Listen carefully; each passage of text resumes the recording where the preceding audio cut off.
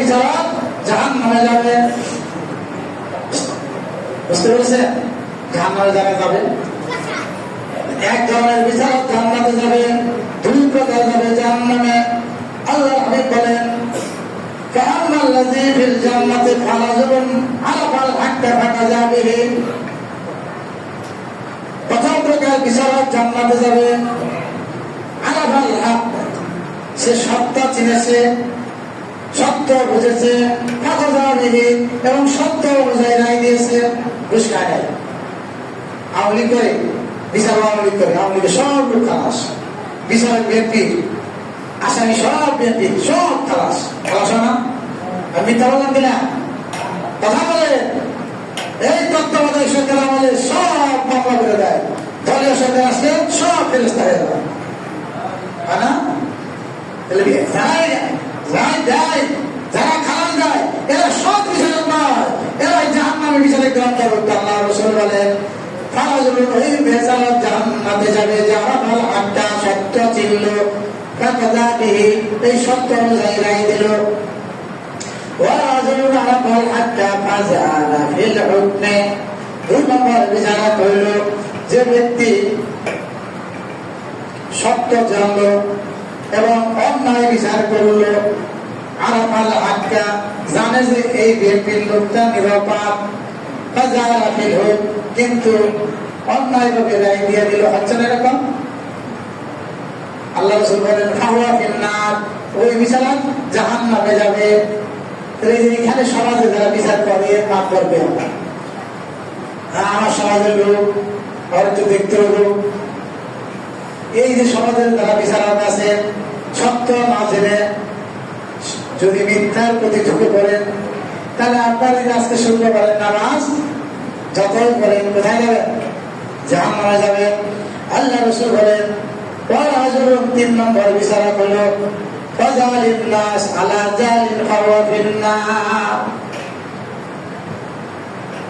তিন নম্বর বিচারক কি? আলা যুলিম, বিচারের রায়টা আলা যুলিম, রক্ষা পাইছে কিচ্ছু না, দল করে এই জন্য বিচারক হয়েছে। ফাযালিন নাস আলা যুলিম, এমন বিচারক না বুঝে না শুনে দলীয়তা নিয়ে মূর্খতা বসত রাখেন, ফাহুয়া ফিন্নার, সেও জাহান্নামে যাবে। তাহলে বিচারক কয় ধরনের? তিন ধরনের। এক, হকপন্থী বিচারক, কোরআন সুন্নাহ অনুযায়ী বিচার করে, ঘুষ টুস খায় না। দুই, সত্য চিনল কিন্তু রায় দিল মিথ্যার প্রতি, জাহান্নামে যাবে। তিন, এমন বিচারক আছে কিচ্ছু জানার নকল করে পাস করছে, মূর্খ, সে যে রায় দিবে এই বিচারকগুলো জাহান্নামে যাবে। আল্লাহ তাআলা আমাদেরকে বোঝার তৌফিক দান করুন। আপনারা কি বুঝছেন কথা? তো বুঝতে কথা বলেন। আমাদের দেশের যে বিচারক গুলো আছে কোথায়? সমাজে আছে। কোথায় বলেন? ম্যাজিস্ট্রেট কোর্টে আছে, জজ কোর্টে আছে, হাকিম বলেন তাদেরকে, সুপ্রিম কোর্টে আছে, হাইকোর্টে আছে। এই সব বিচারক কি তিন ভাগে বিভক্ত। মাত্র এক ভাগ জান্নাতে যাবে, আর এক দুই ভাগ কোথায় যাবে? জাহান্নামে যাবে। এর মধ্যে আমরাও কিন্তু একজন বিচারক। কেমনে আপনি বিচারক? আপনার হলো দুইটা ছেলে একটা মেয়ে, আপনার বাবা বিচারক কেমনে? এই কথা বলেন, আপনার বাবা মানে পরিবারের কর্তা, দুই ছেলে এক মেয়ে, মরার সময় চিন্তা করলেন মেয়েতে পরে মারি যাইব, সব জমি দুই ছেলের নামে লিখে দিলেন, মেয়েটাকে বঞ্চিত করলেন, তাহলে এই বিচারটাকে আপনি করলেন না?